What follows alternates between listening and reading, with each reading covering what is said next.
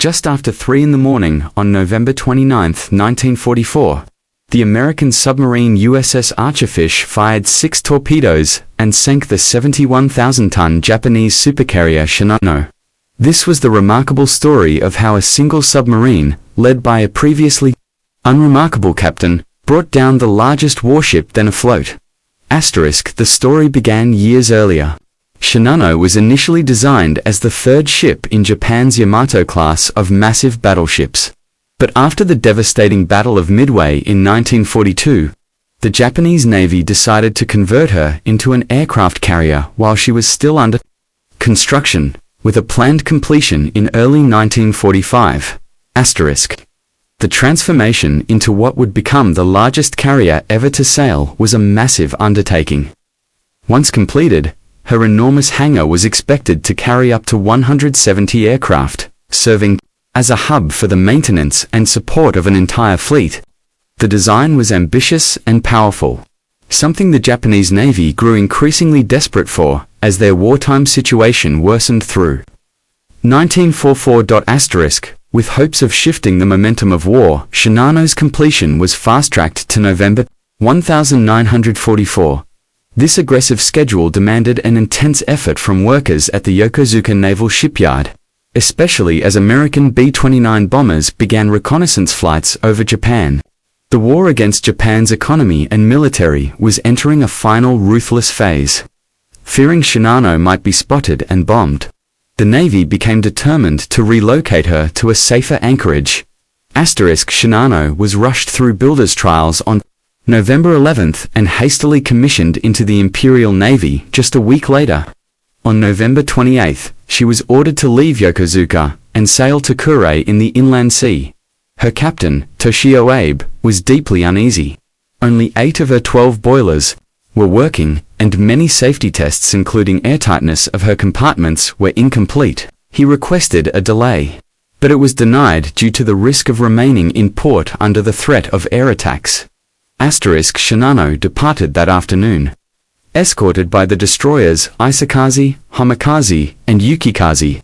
More than 2,500 people were on board, including 300 civilian workers still finishing construction.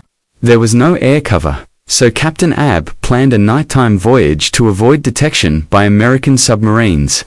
With a third of her boilers down, she could manage only 20 knots, making her more vulnerable than usual.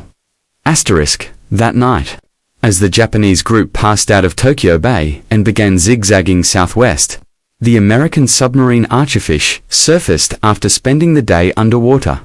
Its captain, Commander Joseph Enright, was on his first war patrol with this boat. He had previously stepped down from command of another submarine due to set out, but now returned with renewed resolve. At 8:50 p.m. Archerfish's radar picked up a large contact 22 kilometers to the north. Soon, a massive aircraft carrier appeared on the horizon unlike anything seen before. Enright recognized it as a valuable target and began carefully maneuvering into position. Using radar to track the ship's movements, on board Shinano, the radar signals were loud and clear, but Captain Abe wasn't alarmed. He didn't consider a lone submarine a threat only. Multiple subs attacking in unison posed a serious risk. When the destroyer Isakaze moved to engage the sub at 10:45 p.m., Abe recalled it, unwilling to let a single submarine draw away his escorts and expose the carrier to a coordinated attack. Trying to confuse what he assumed was a wolf pack, Abe ordered a turn south at 20 knots. Archerfish, pushing its engines to the limit, could only make 19 knots. By 11:30, the submarine lost visual contact.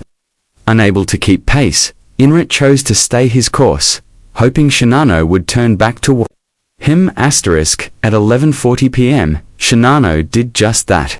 An engine issue reduced her speed to 18 knots, now slower than Archerfish. The carrier resumed course westward, and Archerfish was able to regain contact. Now south of Shinano, Enright maneuvered into an ideal attack position, assuming she might return to her original heading. Unsure of the carrier's destination, the Americans waited. Unable to get closer without being spotted, they remained submerged and followed from a distance. Hours passed, and Shinano continued west. At 2:41 a.m., Enright sent a report to Pearl Harbor with the carrier's location and course. A minute later, Shinano intercepted the transmission. The message alarmed Captain Abe. He believed it came from the leader of a submarine wolfpack and assumed other American subs were preparing an ambush. In response, he quickly ordered a change in course, believing hostile submarines were more likely to be lurking closer to the coast, to the north. Captain Abe decided to turn the other way. At 2:56 a.m., he ordered Shinano to change course to the southwest. Watching from 7.5 miles away, Commander Enright was stunned. The Japanese carrier had turned exactly as he'd hoped, heading straight toward them. Amazed by his luck, he maneuvered Archerfish across the carrier's path and turned the submarine to line up an attack on Shinano's starboard side as the massive vessel passed. At 3:06 a.m., Archerfish submerged. On Shinano, the sudden silence of radar signals that had persisted for hours was immediately noticed, signaling that an attack was likely imminent. To throw off any attackers, Captain Abe ordered another course change at 3:10, turning due south. By 3:13, Shinano was only 3 kilometers from the submerged Archerfish, which was now slipping through the escort screen. Determined to carry out his attack, Enright maintained course, even as one of the escorts passed directly over the submarine, missing it by just 10 feet. Once clear, Enright made one final check through the periscope and fired 6 torpedoes at the carrier before diving rapidly to 400 feet to escape. It was 3:15 a.m. The torpedoes traveled quickly over the short distance. At 3:17, as Shinano completed her turn south, 4 of the 6 struck her starboard side with large explosions. Though a serious situation, for hits alone shouldn't have doomed such a heavily armored ship, Shinano was built with advanced protection systems and anti-torpedo bulges. Just the previous month, her sister ship Musashi had survived 19 torpedoes and 17 bombs before sinking. Captain Mikami, second commandant, took charge of damage control from the No. 1 control center located in the island structure. The situation was immediately troubling. There had been 4 hits, 3 within the ship's critical citadel area, where key machinery and magazines were housed. The torpedoes had penetrated the thinner sections of Shinano's defenses just below the surface, causing massive damage. At the stern, empty aviation fuel tanks and storage units were blown open and quickly filled with water. Inside the citadel, Turbine Room 3 flooded at once, along with Boiler Room 3, a nearby oil tank, and the air compressor room. There was heavy loss of life. As water rushed in, Shinano began listing to starboard first 5 degrees, then 10. The hydraulic pump room crew reported that 3,000 tons of water had been pumped into the port side to correct the list, but it had no effect. By 4 a.m., the list reached 13 degrees. In the lower levels, Lieutenant Commander Miura, the engineering watch officer, was fighting a losing battle. Though the torpedo damage was serious, Shinano was still pushing forward at 18 knots in an effort to avoid further attack. This speed strained the hull and bulkheads, which were already weakened. Water began seeping through poorly sealed doors and rivets, compromising boiler rooms 1 and 7. By 5 a.m., the carrier's speed was slowing under the weight of flooding. The list increased to 15, then 18 degrees. By 6 a.m., it was at 20 degrees. Water intakes on the port side had risen above the waterline, making counterflooding impossible. Soon, fresh water ran out and the remaining boilers started shutting down. Shinano slowed to less than 10 knots. The starboard hydraulic pump room began flooding. Lieutenant Inada and his crew were trapped, with little hope of escape. Captain Abe, now fully aware of the ship's dire condition, changed course to 300 degrees, aiming to beach the ship on the nearest land. Daylight broke as Shinano had managed to travel about 36 miles since being hit, but she continued to slow. Below deck, things worsened. Engine Room 1 and Boiler Room 1 had now also flooded. At 8 a.m., Captain Abe ordered all 3 portside boiler rooms flooded in a final attempt to right the ship. The move briefly reduced the list, but incoming water overwhelmed their efforts. By 8:30 a.m., the starboard pump room was completely underwater.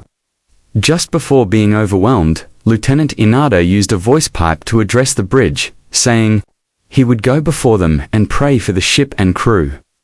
An hour later, it was clear Shinano was doomed. On the bridge, Ensign Shota was sent to the steering station to order the crew there to abandon their posts and head topside. Among those saved was a 16-year-old seaman named Ishii, who survived the sinking. Over 1,000 crew had made their way onto the flight deck, clinging to what they could as the list increased beyond 20 degrees and water reached the base of the island. At 10:18 a.m., Captain Abe, unable to give a formal abandon ship order, simply told his crew they were released from duty and to save themselves. Shinano finally sank at 10:55 a.m. Captain Abe and many senior officers went down with the ship. The 3 escort destroyers picked up survivors for several hours before ending the rescue operation at 2 p.m. Of the 2,515 people aboard, 1,455 perished. Meanwhile, Archerfish escaped undetected. The submarine returned to Guam on December 15, 1944. Though initial doubts were raised about Commander Enright's claim, Archerfish was ultimately credited with sinking an aircraft carrier of between 59,000 and 72,000 tons. Regardless of the exact figure, it was the largest ship ever sunk by a submarine and made Enright's patrol the most successful by tonnage in the entire war. For the Japanese, the loss of Shinano was a severe blow to their already failing hopes of resisting the Allied advance. To avoid damaging morale, the sinking was kept secret for months. Survivors were confined near Kurai and hidden from the public. An inquiry led by Vice Admiral Giuseppe Bureau Ozawa determined that so many errors had been made by so many people that no single individual could be blamed. Poor decisions by Captain Abe, rushed construction, inadequate torpedo protection, inexperienced crew, and bad luck all contributed to the loss of a 71,000-ton supercarrier in the Pacific.